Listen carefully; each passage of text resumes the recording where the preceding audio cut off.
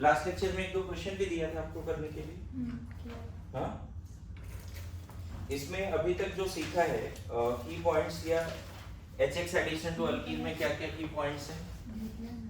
HX addition to alkene क्या क्या की पॉइंट्स है बताओ। पहला स्टेप क्या था? H प्लस है ना, attach to that carbon of alkene ना, दैट sp2 कार्बन नहीं, sp2 carbon of alkene, so that C plus form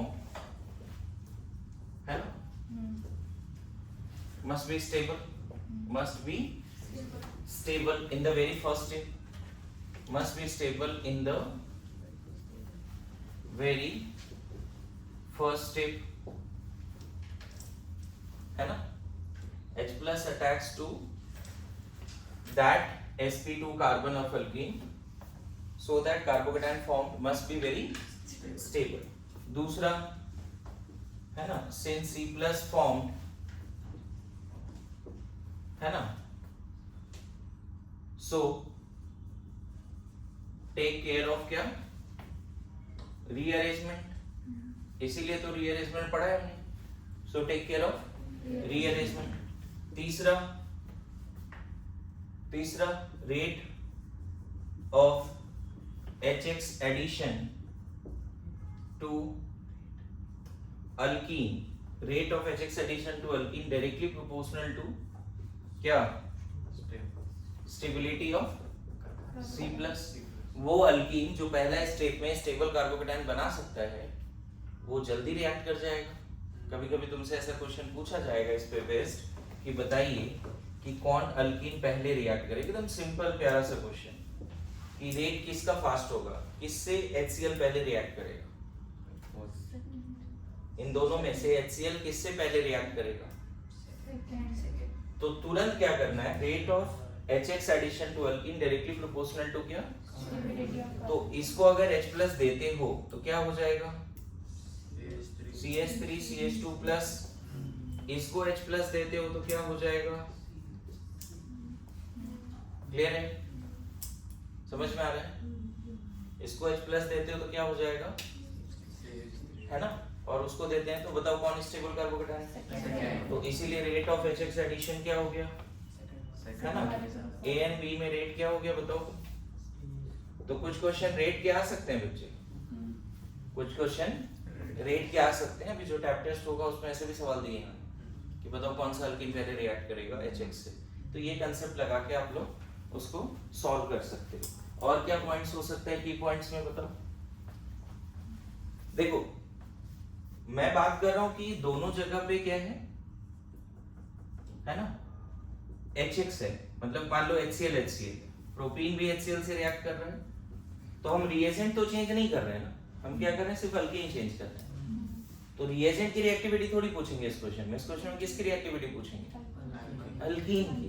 मेरी बात समझ रहे हो, रेट पूछ लेंगे, बताओ किसका रेट फास्ट होगा, R1 R2, समझ गए। दूसरा क्वेश्चन ऐसा बनता है कि दोनों जगह हम प्रोपीन ही रखते हैं, ठीक है, और एक जगह पे रखते हैं HCl, एक जगह पे HBr। तो इस केस में रेट क्या देखा कि किसका फास्ट होगा, दोनों तो सेम कार्बोकेटायन बनाएगा, हाँ दोनों तो सेम कार्बोकेटायन बनाएगा। H प्लस यहाँ जाएगा, बोलो दोनों जगह पे कौन सा कार्बोकेटायन बनाएगा, आइसोप्रोपाइल। इस कार्बोकेटायन का नाम क्या है बच्चे, isopropyl C plus, isopropyl C plus, समझ गए, क्लियर है। तो इस केस में भी रेट पूछा जाता है, लेकिन इस केस में पूछा जाता है rate of reactivity of reagent. Alkyne तो दोनों जगह सेम है, तो यहाँ पे नेक्स्ट पॉइंट में ऐसे मैं R1 R2 बोलूं तो एक्सपेरिमेंटली देखा गया R2 ग्रेटर देन R1 इस केस में, इस वाले क्वेश्चन में, समझ गए। तो नेक्स्ट पॉइंट आ जाएगा कि कौन सा रिएजेंट ज्यादा रिएक्टिव है, तो सबसे ज्यादा रिएक्टिव है HI, स्ट्रॉन्गर द एसिड। आपको पता है राउंड द ग्रुप एसिडिफिकेशन बढ़ता है HCl HBr HI, HF सबसे वीक एसिड है और HI सबसे स्ट्रॉन्ग एसिड है। तो नेक्स्ट पॉइंट ये भी हम लोगों को लिखना पड़ेगा की पॉइंट्स में। हमने बहुत सारा क्वेश्चन किया है, लेकिन अब हम उसको फाइनल कंक्लूड करके डायरेक्ट छोड़ देंगे कि अब क्वेश्चन तुम कर लो। जहां भी HX दिखे, अल्किन दिखे, तो अब क्या करना है, वो 3-4 पॉइंट्स में ही सम अप हो जाता है, ज्यादा दिक्कत नहीं आती। क्लियर है? ठीक है, लिखो।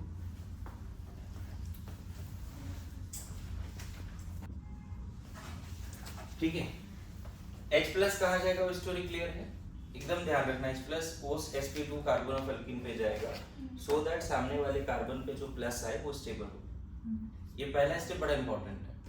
जिसपे भी H प्लस आएगा वहां प्लस नहीं आएगा, कार्बोकेटाइन से सामने वाले कार्बन पे आएगा। इतना तो क्लियर हो गया, लास्ट क्लास में बहुत सारे क्वेश्चंस किए। बोलो, यहाँ तक क्लैरिटी है? और कहीं भी आपको पहले भी रीअरेंजमेंट ऑफ कार्बोकेटाइन में पढ़ा दिया कि whenever there is full fledged carbocation formation and there is possibility to get even more stable carbocation, we must take care of that, है ना। इसमें reactivity of reagent भी लिख लो। reactivity of HX क्या है? HI, HBr, HCl, HF। ये reactivity के यहाँ तक समझ रहे हैं ना। एक पॉइंट और हम लोग यहाँ पे समझते हैं, स्टीरियोकेमिस्ट्री का भी यहाँ पे पॉइंट समझते हैं। अभी फिर इस सारे पॉइंट पे क्वेश्चन करेंगे, और होता क्या है कि क्वेश्चंस करने के समय ना 2-4 पॉइंट्स और आ जाते हैं। अभी तो मान लो मेन पॉइंट्स आ गए, लेकिन कुछ क्वेश्चंस आएंगे। और मुझे ऐसा लगता है ना कि कॉन्सेप्ट्स का मतलब ये है कि हर तरह का क्वेश्चन बन जाए। अगर मान लो एक कंसेप्ट है, उसमें 10 क्वेश्चन बन गया, 11वां नहीं बन रहा है, तो वो कंसेप्ट ही नहीं, मतलब मिसिंग है चीजें। तो HX एडिशन में जितनी बातें हो सकती है वो सब एक जगह पे आ जाए, लेकिन ये पॉसिबल नहीं है कि सब कुछ एक जगह पे आ जाए। और है भी तो मतलब मैं लिख भी दूं, लेकिन वो तुम्हारे अंदर कैसे आएगा? 10, 20, 50 क्वेश्चन करेंगे, फिर पॉइंट्स और आएंगे। हो सकता है 50 में से 45, 49 क्वेश्चन इन सारे 4 पॉइंट्स में बन जाए, लेकिन 1-2 क्वेश्चन ही सिखाता है कि नहीं ये भी कंसेप्ट था इसमें। मेरी बात आ रही है समझ में? इसमें एक स्टीरियोकेमिस्ट्री में क्या बोल सकते हैं? स्टीरियोकेमिस्ट्री, अगर मान लेते हैं ऐसा कोई अल्कीन है और इसमें मैं HX ऐड करता हूं, तो क्या होगा, क्या बनेगा, वो सोचने वाली बात है। मतलब जो प्रोडक्ट बनेगा वो डीएल मिक्सचर होगा, वो जो ज्योमेट्रिकल आइसोमर होगा, वो स्ट्रक्चरल आइसोमर होगा। क्वेश्चन ऐसा पूछा जा सकता है, क्या होगा वो आपस में। तो मोस्टली अगर मैं स्टीरियो का बात कर रहा हूँ तो बोलेंगे क्या वो ज्योमेट्रिकल है या ऑप्टिकल है। मैंने स्ट्रक्चरल का बात तो नहीं किया। तो अब इसका अगर आपको याद होगा तो आपको बताओ मैकेनिज्म में पहला स्टेप क्या है इसका। अभी तो हमने 4-5 स्टेप लिखा है। सबसे पहला स्टेप क्या है बताओ? H प्लस आया, कहाँ गया H प्लस? इधर या इधर?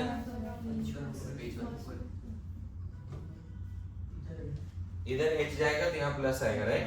बेंजाइल कार्बोकेटाइन काफी ज्यादा स्टेबल होता है, ये जितना जल्दी होता है सीख ले। अच्छा, इसमें रीअरेंजमेंट का भी जरूरत नहीं है, पहले ही स्टेप में इतना स्टेबल बन गया कि इसको रीअरेंज करना है क्या, या रेजोनेंस करके प्लस रिंग पे ले आए, क्या ऐसा करना चाहिए? रेजोनेंस करके अगर प्लस रिंग पे ले आए, एक रेजोनेंस कर दोगे ना बच्चे, तो ऐसा कार्बोकेटाइन बनता हुआ दिखेगा। देखो यहाँ पे ऐसा, क्या ये करना सही?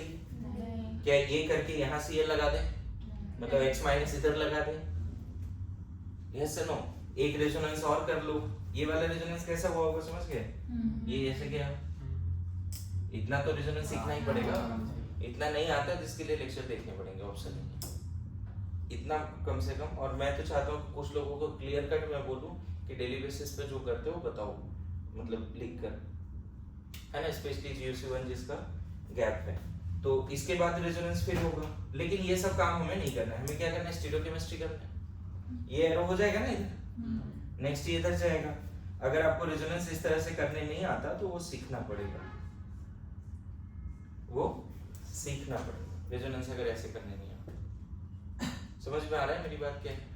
चलो कोई नहीं, रेजोनेंस नहीं करेंगे, बात समझ में आ रहा है। क्योंकि एरोमेटिसिटी अगर ये करके यहाँ Cl लगा दिया, ये X माइनस लगा दिया तो नॉन एरोमेटिक बन गया ना। ये करके यहाँ X माइनस लगा दिया तो नॉन एरोमेटिक बन गया। एक बार और रेजोनेंस करके यहाँ लगा दोगे फिर नॉन एरोमेटिक बन जाएगा। अरे ऐसा नो। तो रेजोनेंस स्टेबलाइज जरूर है बट रेजोनेंस करना नहीं है। जो मोस्ट स्टेबल कार्बोकेटाइन बन चुका है बेंजाइल, अब इस पे क्या जुड़ जाएगा? अब पता है कार्बोकेटाइन होता है प्लेनर। कार्बोकेटाइन क्या होता है? प्लेनर। यहाँ पे क्या है? पीएच फिर यहाँ C है, यहाँ H है, यहाँ CH3 है, और इसके पास एक एम्प्टी कार्बोकेटाइन के बारे में मैंने बताया कि कार्बोकेटाइन sp2 होता है, एक एम्प्टी pz होता है। कार्बोकेटाइन में जो 3 ग्रुप्स या एटम्स हैं वो ट्राइगोनल प्लेनर वे में रहता है, एक ऐसे और एक पीछे, दिख रहा है तीनों ग्रुप एक ही प्लेन में। ये पूरा बोर्ड पर है, ये तीनों बोर्ड पे है, तो ये लोग आगे और पीछे। अरे ऐसा नो, अब इसमें जो x माइनस आ सकता है वो कैसे आ सकता है? Above the plane and below the plane नहीं आ सकता क्या? Equally likely. तो बोला जाता है एबव द प्लेन अगर आ रहा है ना, तो पता चला कि ये बन गया, देखो ऐसा, और बिलो द प्लेन आ गया तो एक ही स्विच का चेंज आ रहा है, समझे? तो स्टीरियोकेमिस्ट्री ये बोलता है कि there is chances to get enantiomers या DL mixture, chances to get enantiomers. फिर मस्ट कंडीशन नहीं है, लेकिन हाँ एनेंटियोमर बन सकता है, एनेंटियोमर बन सकता है। मेरी बात आ रही है समझ में? तो what is stereochemistry? May gate DL mixture. Depend करता है ना बच्चे, अगर तुमने यहाँ पे प्रोपीन लिया होता तो प्रोपीन में HX ऐड होता जरूर है, यहाँ भी कार्बोकेटाइन बन के X आता है, राइट? लेकिन ये एक्टिव ही नहीं है, कैरल सेंटर ही नहीं है। केस में कैरल सेंटर है, तो ऐसा हमेशा मस्ट मत बोल देना कि नहीं डीएल मिक्सचर बनेगा। हाँ, कोई ऐसा अल्कीन जिसमें H+ जुड़ने के बाद कार्बोकेटाइन बने, और कार्बोकेटाइन पे फिर अगर X- जुड़ रहा है और कैरल सेंटर जनरेट हो रहा है, तो डेफिनेटली क्या बनेगा? DL mixture. इसके लिए हमने आइसोमेरिज्म पढ़ा है कि हर रिएक्शन में थोड़ा स्टीरियोकेमिस्ट्री और अदर चीजों का बात करें। मेरी बात आ रही है समझ में? उसमें वर्ड्स है regio selective, stereo selective, stereo specific, या थोड़ा बहुत stereochemistry of HX addition to alkene क्या बोल सकते हैं कि अगर H+ अटैक किया, कार्बोकेटाइन बना, मोस्ट स्टेबल कार्बोकेटाइन पे अगर X- आता है और कैरल सेंटर जनरेट हो रहा है, सो वी कैन से कि डीएल मिक्सचर। वहां पे तो दो कॉन्फ़िगरेशन आ ही जाएगा। नहीं, इस कार्बन पे जैसे यहाँ प्लस आया, अब यहाँ X- above the plane below the plane आएगा। इधर एक्सप्लेनेशन है, देख लो। अरे समझ में आ रहा है? कार्बोकेटाइन प्लेनर होता है ना, तो कार्बोकेटाइन ट्राइगोनल प्लेनर, तो उसके पीजेड पे above the plane below the plane X- का अटैक होगा, तो एक्सप्लेनेशन वहां पे, इसीलिए मैंने यहाँ फिगर में 2 दिखा दी। ये अगर डेक्स्ट्रो है तो ये लिबो रोटरी है, इन दोनों में वही चेंजेस है, वही डिफरेंसेस जो राइट लेक्सो एंड लेफ्ट लेक्सो में। कितना बार बोला ये बातें? समझ में आए? लिखो इसको। थोड़ा सा स्टीरियोकेमिस्ट्री अगर बहुत डिटेल में भी नहीं आता, थोड़ा बहुत तो याद रखें, है ना? अच्छा, ये सिन एडिशन है या एंटी एडिशन है या बोथ? सिन एडिशन है या एंटी एडिशन और बोथ, वो भी बात करना पड़ेगा यहाँ पे हमें। बोथ। ऑब्वियसली H+ तो कहीं से भी आ रहा था। H+ इस कार्बन पे जब आ रहा है तो इधर से आ रहा है या इधर से आ रहा है? किधर से भी आ रहा है। अल्कीन भी प्लेनर होता है, अल्कीन पे H+ ऊपर से आए, नीचे से आए, कोई भी चलेगा। H+ above the plane below the plane आया, Cl- और X- भी above the plane below the plane आया, तो HX to addition to alkene ये जनरली क्या?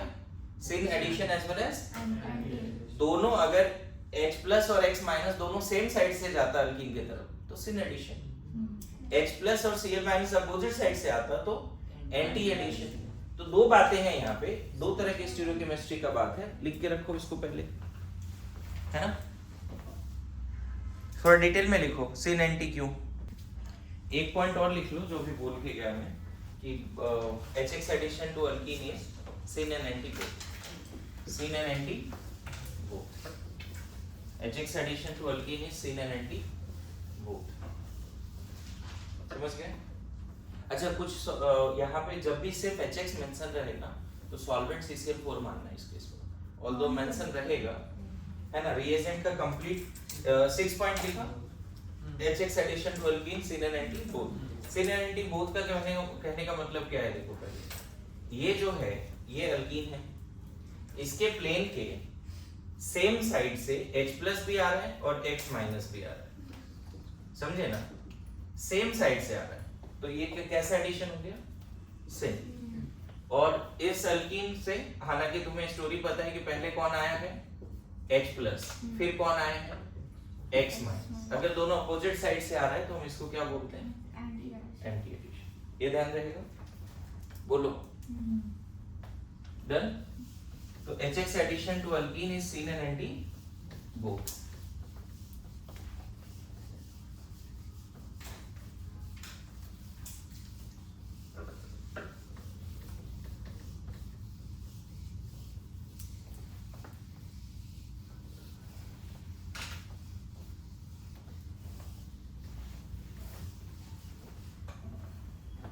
ठीक है, यहाँ तक लिख लिए। नाउ रिएजेंट एक्चुअल में क्या है? रिएजेंट एक्चुअल में HXCCl4 नॉन पोलर सॉल्वेंट है। HX इन नॉन पोलर सॉल्वेंट। क्यों ऐसा बोल रहा हूं? क्योंकि देखो अंतर आ जाता है। अगर आपने प्रोपीन लिया है ना, और अगर आपने इसको तीन रिएजेंट का बात करते हैं, एक मैं लेता हूं HX मतलब HCl इन CCl4 है ना, दूसरा मैं लेता हूं HCl इन वाटर एंड तीसरा लेता हूं HCl इन इथेनॉल। चलो मिथेनॉल ले लेते हैं। तो can you guess the answer?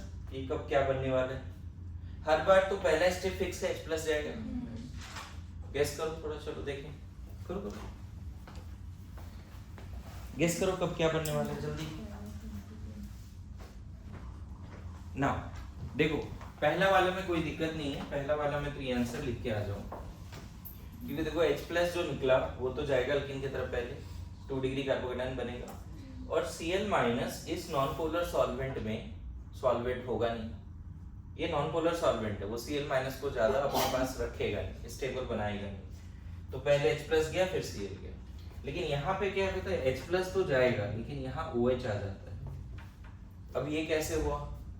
तो सोचना पड़ेगा कि H+ तो पहले आ गया, फिर Cl- वाटर ने उसको क्या किया, हाइड्रेट कर दिया। वाटर ने Cl- को क्या कर दिया, हाइड्रेट कर दिया। इस तरह से देखो, वाटर का जो हाइड्रोजन है ना, वाटर के हाइड्रोजन पे पॉजिटिव चार्ज है, मानते हो, पार्शियल पॉजिटिव। वाटर के हाइड्रोजन पे पार्शियल पॉजिटिव है और ऑक्सीजन पे नेगेटिव है। तो बहुत सारे हाइड्रोजन ने क्लोरीन को स्टेबल बना दिया, इसी को कहीं ना कहीं Cl- एक्वस बोलते हैं। तो it is stable and less reactive, stable and less reactive, मतलब उतना भी रिएक्टिव नहीं है कि वो जाए उस कार्बोकेटायन पे। मतलब पहले H+ है, यहाँ प्लस है, अब उस प्लस पे Cl- नहीं जा रहा है, रेदर देन वाटर का लोन पेयर जा रहा है।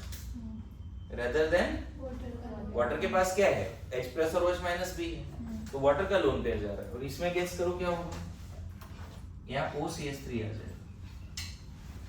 क्यों ऐसा लिख रहे हैं, यहाँ OCH3 आ जाएगा? समझ में है? फिर से वही वाली बात है बच्चे, Cl- को ये हाइड्रोजन क्या करेगा, हाइड्रेट कर देगा, सॉल्वेट कर देगा, है ना, ठीक है। तो इसमें यहाँ पे लिख लेना, addition of HX takes place in presence of polar protic solvent. Note में लिख लेना, addition of HX takes place in presence of polar protic solvent.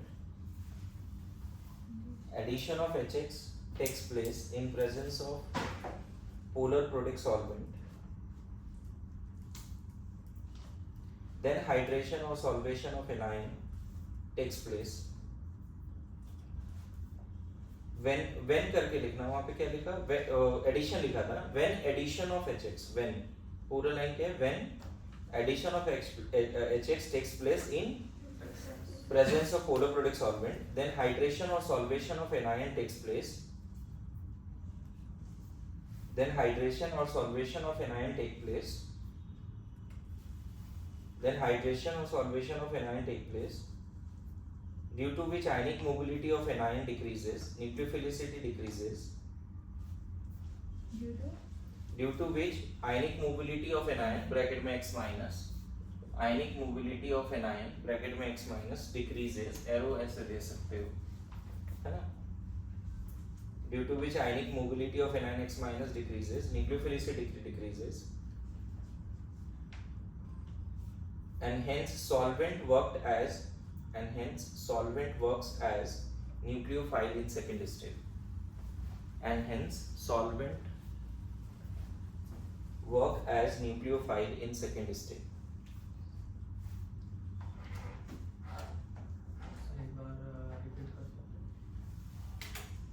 When addition of HX takes place in presence of polar protic solvent, then hydration or solvation of anion X minus takes place, due to which ionic mobility of anion X minus decreases, nucleophilicity decreases, and hence solvent work as nucleophile in the second step. Second step में कौन जा रहा है?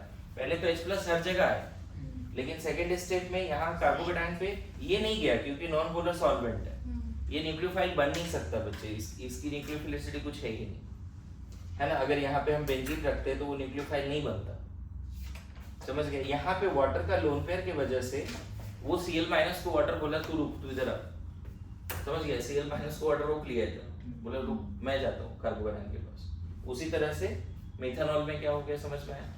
तो थोड़ा सा इस तरह के क्वेश्चन आ जाते हैं कि रिएजेंट में माइन्यूट सा चेंज कर देगा और प्रोडक्ट फिर चेंज हो जाएंगे, उसको ध्यान में रखना है आपको, ठीक है। बोलो, है ना।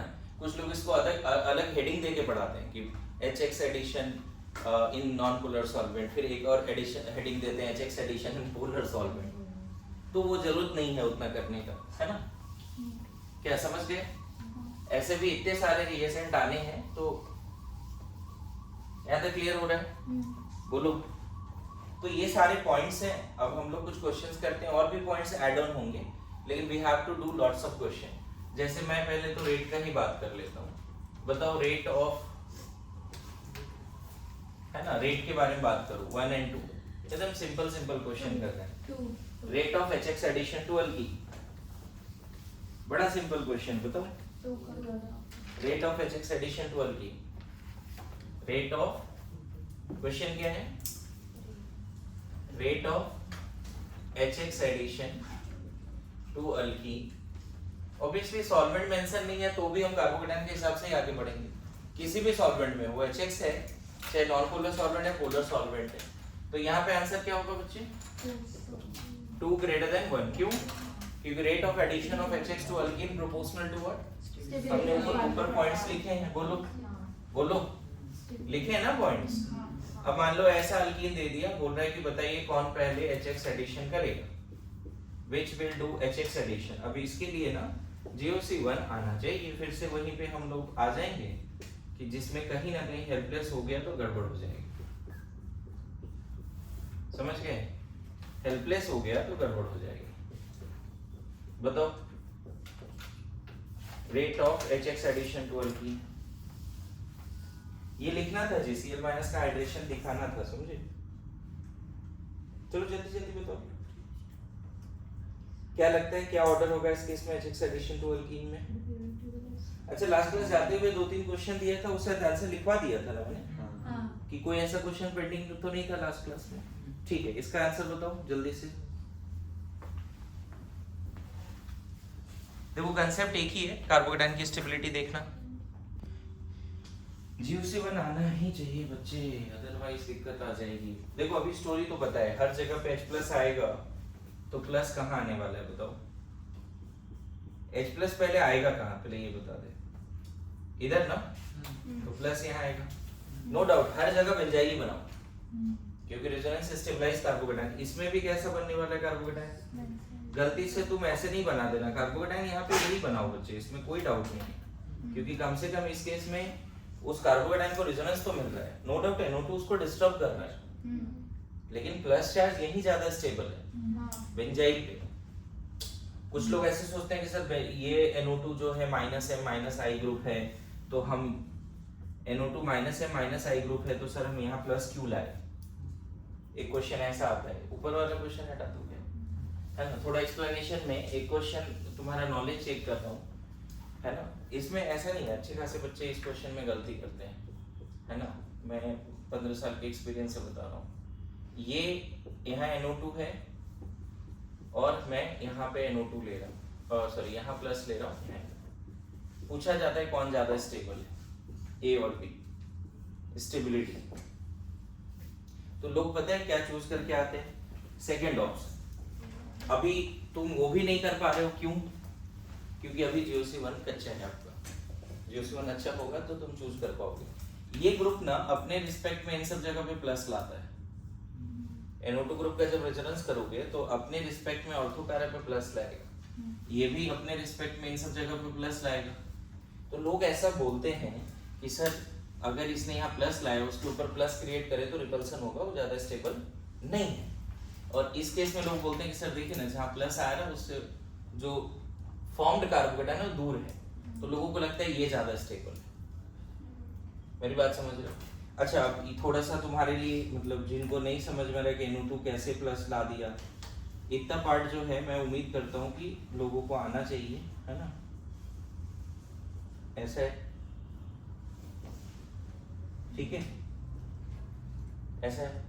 अब ये कैसा रेजोनेंस करेगा? पाई पाई कॉन्जुगेशन, ये बॉन्ड इधर आएगा और ये बॉन्ड यहाँ है।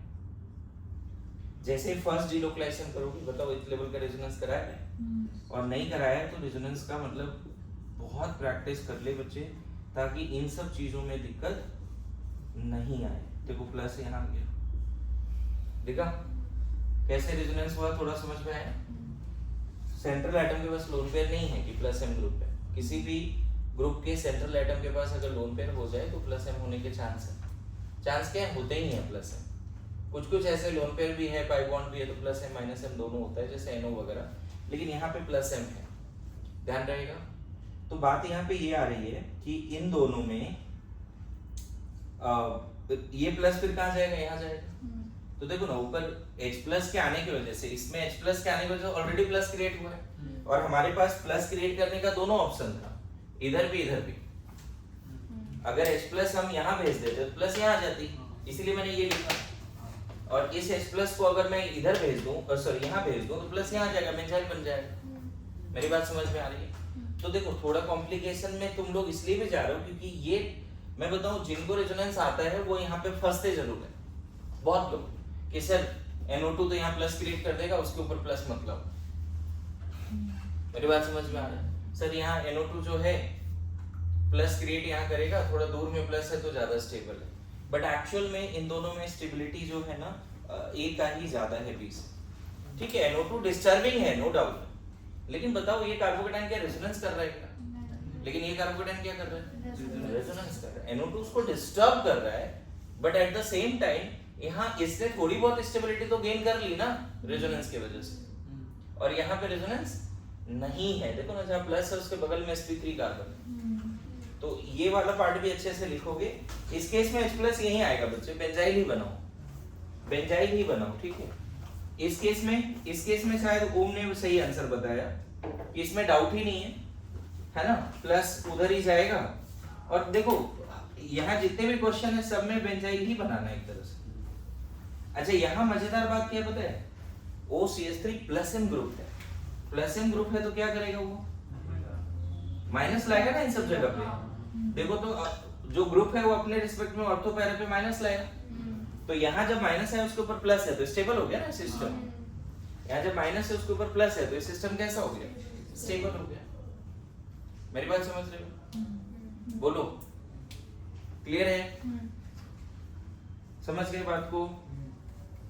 यहाँ पर थोड़ा बहुत कहीं ना कहीं माइनस आई डोमिनेटिंग होता है इसका कौन सा इफेक्ट डोमिनेटिंग होता है? माइनस आई। ये प्लस H ग्रुप है बच्चे, माइनस आई, ये प्लस H अपने रिस्पेक्ट में नेगेटिव लाएगा, तो अच्छी बात है ना, यहाँ नेगेटिव आया तो यहाँ प्लस आ जाए। बोलो, यहाँ भी H प्लस यहीं जाएगा। हर क्वेश्चन में H प्लस कहाँ जा रहा है?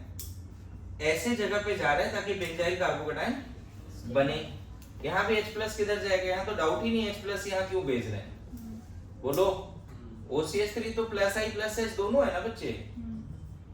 अब बताओ इन पांचों में सबसे स्टेबल कार्बोकेटाइन कौन है? तो ऑब्वियसली ये, क्योंकि इस कार्बोकेटाइन को बैक बॉन्डिंग की स्टेबिलिटी है। फिर पक्का इतना 0 से 1 और इतना नहीं आता तो रेजोनेंस अभी भी एकदम दिन रात करके खत्म करो। मेरी बात समझ में आ रहा है? उसके बाद ऑब्वियसली ये आएगा, फिर क्लोरीन थोड़ा माइनस आई से खींच रहा है और ये माइनस एम से डिस्टर्ब कर रहा है। तो स्टेबिलिटी अगर हम इन सब का बात करें उसके हिसाब से ये सबसे ज्यादा स्टेबल है, इसीलिए रेट हम क्या बोलेंगे ABCD में? अगर इस तरह से लिख दें रेट क्या बोलेंगे? C फिर E ना, फिर A देन D, सबसे लास्ट में D। ये अच्छा क्वेश्चन है, लिख के रखो जल्दी से। पता है GOC नहीं भी आता है, थोड़ा बहुत मान लो भूल भी गए हो तो सी आई हैव गिवन लगभग 5 to 10 मिनट की, चलो इसको समझाने का कोशिश करते हैं। तो एक अच्छे इंटेंशन के साथ बैठोगे तो भी सीख जाओगे। Getting my point? हाँ, SN1 अभी पढ़ेंगे ना, तो उसमें भी ये क्वेश्चन आएगा। तो थोड़ा सा ध्यान रखना है, इसका एक्सप्लेनेशन जब यहाँ पे दिया है तो बार बार नहीं। प्लस एम सबसे ज्यादा स्टेबल बनाएगा कार्बोकेटाइन को, फिर प्लस एच, क्लियर है। और एक क्वेश्चन यहाँ पे ये भी कर सकते हो, चलो ऑर्डर के और क्वेश्चन देने वाला हूं मैं, लेकिन एक क्वेश्चन और कर सकते हो यहाँ पे, ठीक है। जैसे अगर ये क्वेश्चन आ गया, हो सकता है इसका आंसर भी बहुत लोग गलत कर दें। इसका मेजर प्रोडक्ट क्या होना चाहिए? HCl। What is the major product of? तो अभी जैसे हमने डिस्कस किया उसके हिसाब से बताओ मेजर प्रोडक्ट क्या होना चाहिए इसका।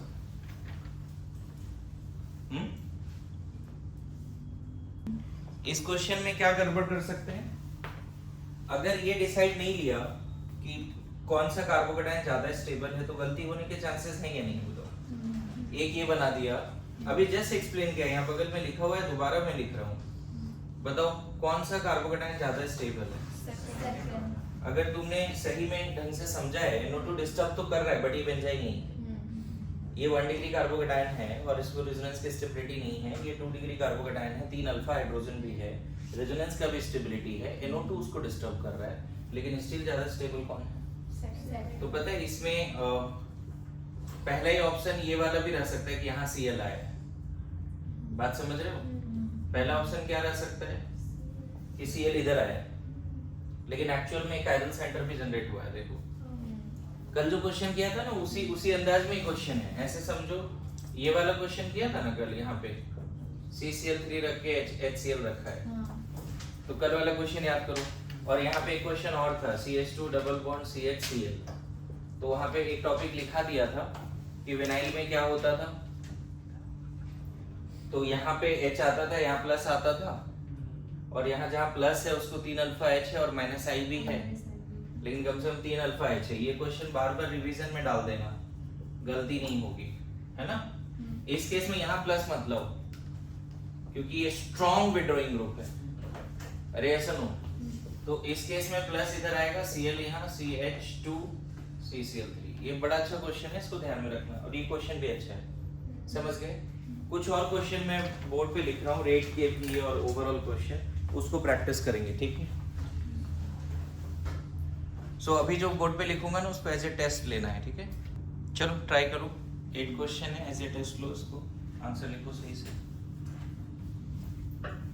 ठीक है। गलती नहीं करना है ना, कोशिश करो पूरा अपना, पीछे का नहीं होता, रिवीजन करके करो जैसे भी है। सब ऐसा नहीं कि नहीं पढ़ाया, सब पढ़ा दिया है, ठीक है।